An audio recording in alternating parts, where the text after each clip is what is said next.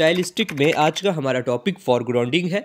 फॉरग्राउंडिंग की डिटेल की तरफ बढ़ने से पहले यहाँ पे ये याद रख लें कि फॉरग्राउंडिंग एक लिटरेरी डिवाइस होने के साथ साथ एक लिटरेरी टेक्निक भी है। यानी जब फॉरग्राउंडिंग को लिटरेचर के अंदर यूज़ किया जाता है तो इसे कहते हैं लिटरेरी डिवाइस, लेकिन जब इसको स्टाइलिस्टिक के अंदर यूज़ करते हैं तो इसको एज अ टेक्निक यूज़ करते हैं। तो जो फॉरग्राउंडिंग है इसका जो लिटरेरी मीनिंग है, इसका जो लफ्ज़ी मतलब है वो है टू ब्रिंग टू फ्रंट, यानी किसी चीज़ को सामने लेकर आना। इसका मतलब ये है कि किसी ऐसी चीज़ का आपके सामने आ जाना जो आपकी सारी अटेंशन अपनी तरफ 1 मिनट के अंदर या 1 सेकंड के अंदर अपनी तरफ कर ले। यानी आपने कोई ऐसी चीज़ देख ली है या आपने कोई ऐसी चीज़ पैसेज के अंदर पढ़ ली है कि आपकी सारी की सारी अटेंशन यकदम से चली गई है सिर्फ उसी एक वर्ड के ऊपर या उस सेंटेंस के ऊपर या उस चीज़ के ऊपर, उस फ्रेज़ के ऊपर। यानी आपकी सारी की सारी अटेंशन 1 सेकंड के अंदर उस चीज़ ने अपनी तरफ हासिल कर ली है।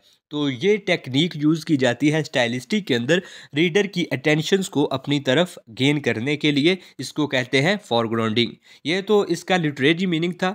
अब क्वेश्चन के पॉइंट ऑफ व्यू से इसको समझते हैं। फॉरग्राउंडिंग की बहुत सारी डेफिनेशंस हैं क्योंकि ये एक लिटरेरी टेक्निक है, एक लिटरेरी डिवाइस है।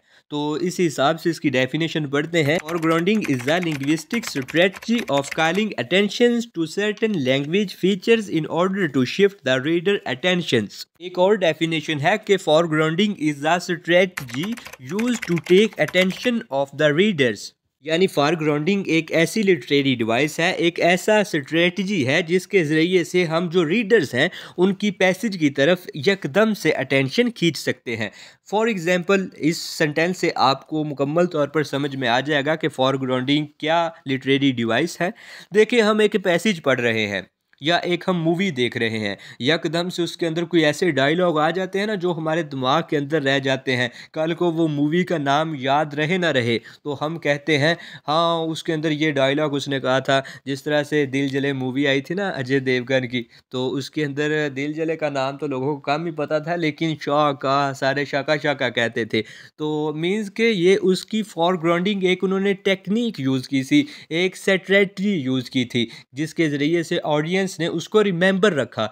इस तरह से उन्होंने टेक्निक्स बना दी थी, इस तरह से कुछ सेंटेंसेस बना दिए थे कि जो ऑडियंस थी उनको देखे मूवी का नाम तक याद नहीं, लेकिन उसकी मूवी के अंदर से कुछ ऐसे अल्फाज, कुछ ऐसे सेंटेंस, कोई डायलॉग याद रह जाते हैं। तो इसी चीज़ को फॉरग्राउंडिंग कहते हैं। जैसे कि आपने एक फेमस फिक्रा ज़रूर सुना होगा कि लव इज़ ब्लाइंड, प्यार अंधा होता है, और इसके अलावा प्यार और जंग में सब जायज़ है। तो ये प्यार और जंग में सब जायज़ है, ये क्रिस्टोफर मार्लो ने कहा था। तो मीन्स ये कि कुछ ऐसी स्ट्रेटजीज, कुछ ऐसी चीज़ें जिनकी मदद से हम दूसरों की अटेंशन को गेन कर सकते हैं, उसे फॉरग्राउंडिंग कहते हैं। आजकल बड़ा फेमस सेंटेंस चला हुआ है, डोंट जज a book by its cover, यानी कि एक बुक को उसके कवर ही से जज ना कर लो। तो इस तरह की जो मोटी मोटी लाइंस होती हैं, या एक सेंटेंस भी हो सकता है या वो एक वर्ड भी हो सकता है, एक फ्रेज भी हो सकता है, यानी एक पैसेज के अंदर कोई भी ऐसी चीज़ जिससे रीडर की अटेंशन उसकी तरफ चली जाए, तो उसको कहते हैं फॉरग्राउंडिंग। तो ये था फॉरग्राउंडिंग का कॉन्सेप्ट।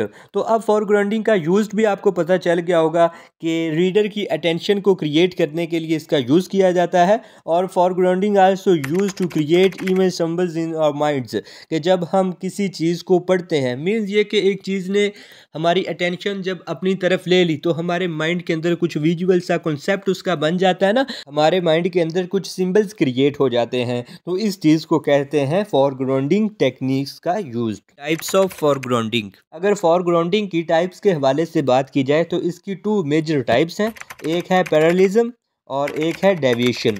अब वर्ड ही से आपको पता चल रहा है कि ये जो पैरेललिज्म है इसके अंदर जो चीज़ें हैं वो जिस तरह से हम कहते नहीं कि ये चीज़ पैरेलल वे के अंदर जा रही है, जैसे रेलवे की जो लाइंस हैं, रेलवे की जो पटड़ी होती हैं वो एक दूसरे के बराबर और एक ही सिमत में जा रही होती है ना, तो उसको कहते हैं पैरेलल वेज। तो ये भी इसी चीज़ को डिस्क्राइब करेगी। मीन्स ये कि parallelism describe the unexpected regularity, याद रखिएगा कि इन दोनों टाइप्स का काम भी आपकी अटेंशन को गेन करना है, आपकी अटेंशन को अपनी तरफ मतवज्जे करवाना है। तो मीन्स ये कि एक के अंदर अटेंशन आ जाएगी बड़ी रेगुलरिटी वे के अंदर, यानी कुछ ऐसे वर्ड्स आएंगे, कुछ ऐसे सेंटेंस बार बार आएंगे कि वो अटेंशन आपकी अपनी तरफ कर लेंगे।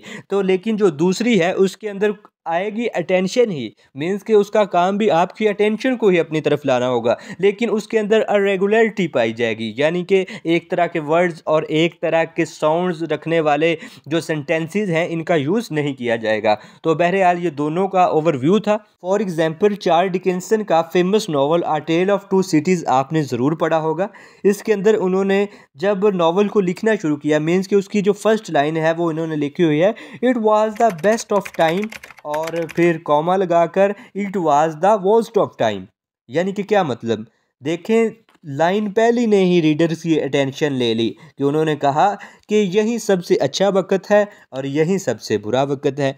अटेंशन आ गई ना रीडर्स की कि यार क्या मतलब, क्या यही अच्छा वक्त है यही बुरा वक्त है, क्या इसको और पढ़ते हैं मज़ीद, कि यानी कि अटेंशन उसने ले ली, फॉरग्राउंडिंग उसने अपनी तरफ हासिल कर ली। देन सेकंड नंबर पर इसके अंदर देखें जो सेंटेंस हैं दोनों, इनके अंदर जो वर्ड्स हैं उनका एक जैसा यूज़ नहीं हुआ और जो वर्ड्स की साउंड्स है मींस के इनका लेक्सिकल और फोनेटिक सिस्टम को आप समझें कि एक जैसा नहीं लग रहा दोनों का। तो इस चीज़ को हम किसके अंदर फॉलो करवाएंगे, फॉरग्राउंडिंग की टाइप 1 पैरेललिज्म की तरफ, यानी कि वर्ड्स और साउंड्स दोनों एक पैरेलल वे के अंदर जा रही हैं। फॉरग्राउंडिंग की सेकंड टाइप है डेविएशन। अब डेविएशन का मतलब आप समझते हैं कि थोड़ा सा हट के चलने वाला, यानी कि जो एक कन्वेंशनल यानी जो नॉर्म्स आ रही हैं हमारे पास, रस्मो रवायात पुराने तरीके, उसको छोड़कर थोड़ा सा ना एक अलहदा से स्टाइल रखने वाली चीज़, उसको हम डेविएशन कहते हैं ना। तो यहाँ पर जो डेविएशन है ये डिस्क्राइब करती है अनएक्सपेक्टेड रेगुलरिटी को, यानी कि इसके अंदर भी ऑडियंस की अटेंशन को ही गेन किया जाएगा लेकिन एक इरेगुलर वे के अंदर जाके।